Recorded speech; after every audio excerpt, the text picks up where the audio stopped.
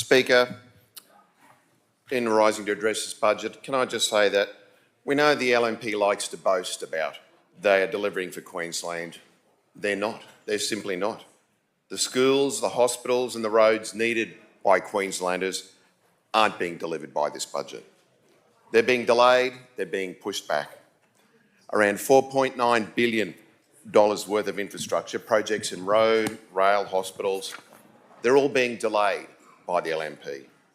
When we could be building for the future, these projects are being pushed back years and years and years. For example, in hospital projects, they've been left out or pushed back years in this budget. Tragically, there's nothing in the forwards specifically about the Redcliffe Hospital Clinical Services building. No estimate on cost or when the expansion will be delivered. The LNP, we've heard it this week, the LNP boasting about the pilings going in now for the Bundaberg Hospital, but they forgot to mention that they pulled out the pilings foundations at the Redcliffe Hospital. Construction had already started. And I remind them once again, the day that the piling contractor pulled out their last piling rig off the site at Redcliffe was the same day that they announced that they were building an Olympic stadium and Olympic aquatic centre. Olympics 1, hospitals 0. And now we find out that the clinical services building won't be finalised at Redcliffe until the time of the Olympics. So it's Olympics 2, hospitals 0. And this is at a time when I hear stories constantly about a severe lack of beds at Redcliffe. People being left in the ED, sent home unwell, or in one case being placed in the dementia ward because there was no other beds simply available. People tell me the staff are great, but they just don't have the beds. And what is happening with the Redcliffe Hospital car park in this budget just shows how poorly that they are delivering. $23 million is allocated for the expansion of the car park in this budget, $18.3 million for the project and future expenditure, we don't know exactly when, a total estimated cost of $43.2 million for this expansion, and that's when it was originally budgeted for $36 million. Another blowout, another cost blowout. It doesn't bode well for them managing the cost of building the clinical services building whenever they get around to doing that. And the LNP will deliver another cost blowout, I will predict. Now, interestingly, I heard the Premier on TV state that they abandoned the construction of the clinical services building, claiming we didn't consult with clinicians. Now, I can reveal that before construction was abandoned, more than 110 meetings were held with user groups, clinicians and stakeholders. There were 27 groups involved in consultations for the expansion for the expansion design. There were 4 rounds of consultations and meetings.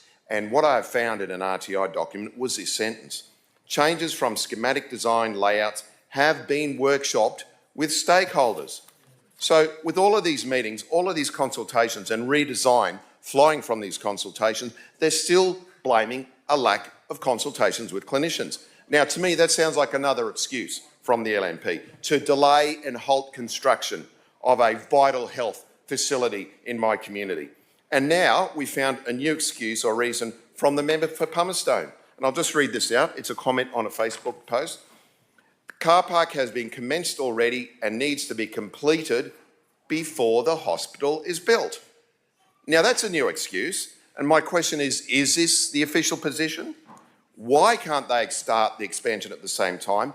When will the car park be finished so the expansion can be started? And why didn't the LNP tell our communities about the car park being done first, or give them a choice, expansion of the services of the building or the car park? There are so many questions, there are so many excuses. And meanwhile, my residents suffer. They wait and they wait. The LNP are simply not delivering the health care that Queenslanders need. And the story of the LNP not delivering these health services, it gets worse and worse.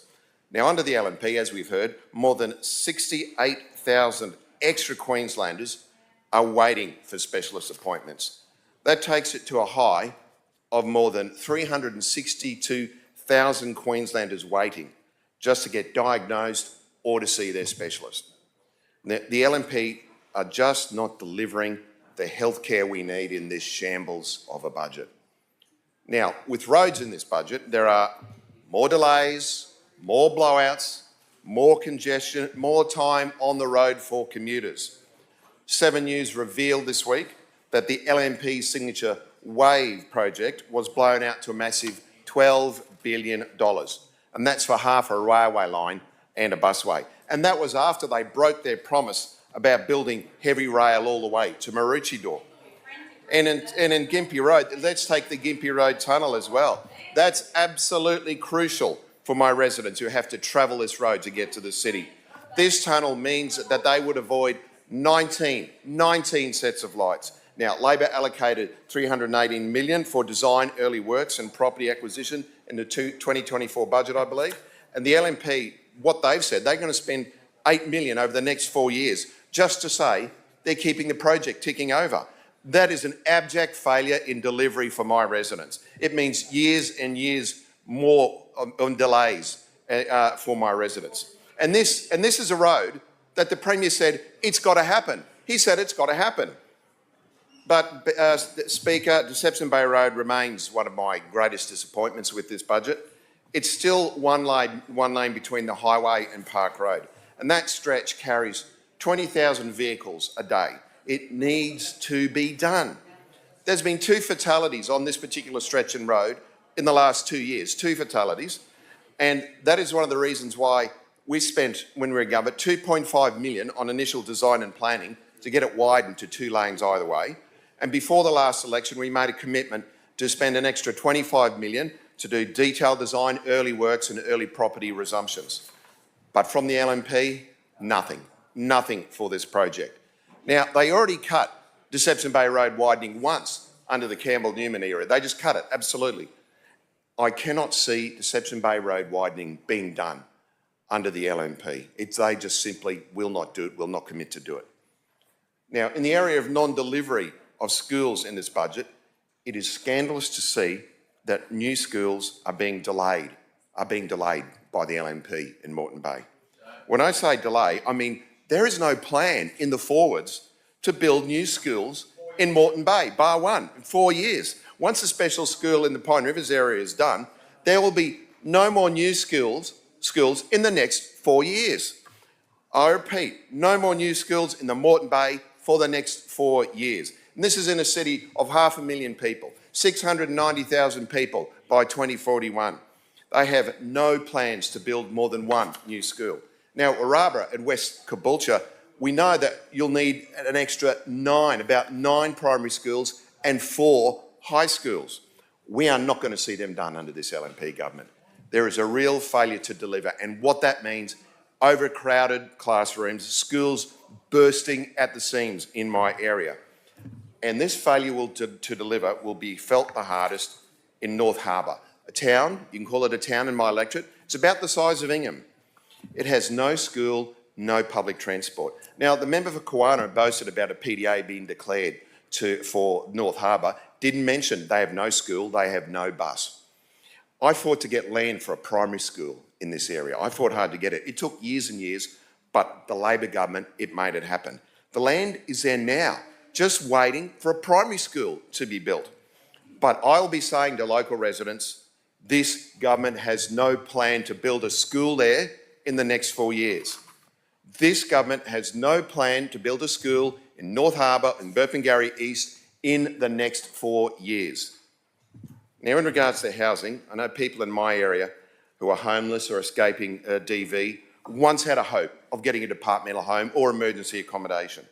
Now they are giving up hope under this LNP government. They're giving up hope that there will be housing for them. And you can understand why when you realise that more than 10,000 social and affordable homes that were in the pipeline are now simply gone. The Deputy Premier used his powers to direct developers to stop building affordable housing. And this is at a time when there's almost 9,000 more people on the social housing waiting list. Now, I've talked to the people who are in tents at the Portwood Street encampment at Redcliffe. They're nearly all on the housing waiting list. They should expect to be going into social or affordable homes. And their only hope is to be housed in one of the projects being done in the area that were all started under the Labor government.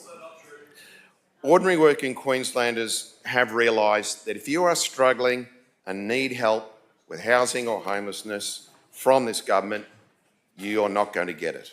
But there is one class of Queenslanders who are getting help, and that's the builders of luxury apartments, the donating class. They're doing very well.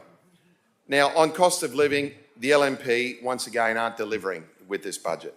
Now, I hear from teachers in my area that only about half of eligible families have access to the back to school boost. Roughly half their parents simply don't apply. Too many hoops to jump through. Now, this is their signature policy, and it's not going to about half of Queensland families. Now, Premier Christofouli said he would deliver cost of living relief as long as Queenslanders needed it. Well, this budget simply doesn't deliver that. Queensland families, Queenslanders are looking to this budget to help, but they will see practically nothing in there for them. Now, as for 50-cent fares, this is a victory for Labor, a victory for Mr 50 cents himself, the member for Marumba. 1 year after he introduced a private member's bill, the LNP introduced their own bill. So similar, it triggers the same question, Mark, same question on so many clauses. And there's another question, what's the LNP going to do for water prices? Are they going to lock them in with a law as well? Now, they said they'd be taking action on rising water prices, but we know the LNP are just blowhards. Water companies just going to get a stern letter, or like Paddington Bear, are they just going to give them a hard stare? We shall soon see. And we've learnt from the LGAQ that we now have a bin tax in Queensland. We have an LNP bin tax that will be passed on directly to ratepayers. So every time you wheel out a bin to be collected, imagine you're lifting up a lid and you're throwing in a $5 note or some gold coins in there, all courtesy of the LNP. Speaker, now we know that this budget it's a black hole of broken promises and blowouts. But I want to make a finish by making a plea to preserve a threatened species here in Queensland, and that is anything in the colour maroon by this particular government. Now, we hardly see the colour maroon used anywhere in this government, maybe a couple of days around Queensland days, around State of Origin, but it is rare. Our state colour is under threat from this government. We need to protect it. So in case the LNP has forgotten how to make the colour maroon, here is the colour printing formula. CMYK, C 0%, M 100%, Y 65%, K 34%. In RGB, it's R115, G24, B 44. Now remember, everyone in this House, maroon is a threatened species under this LNP. Let's spread this colour formula to keep it alive. Thank you. I call the member for Bonning. Thanks, Speaker. It's a great privilege to rise on behalf of my Gold Coast community and contribute